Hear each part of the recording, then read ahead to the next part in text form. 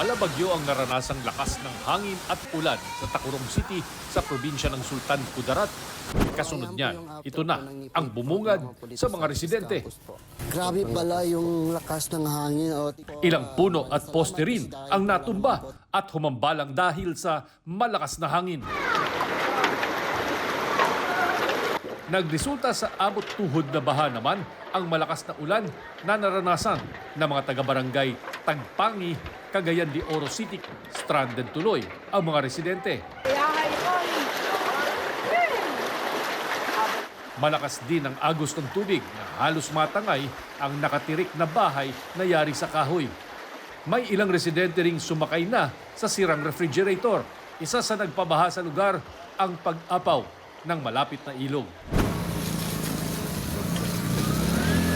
Sa bayan naman ng Maragusan sa Davao de Oro, problema ang madulas na daan. Halos buong kalsada na kasi ang nabalot ng putik at hindi na natutuyo.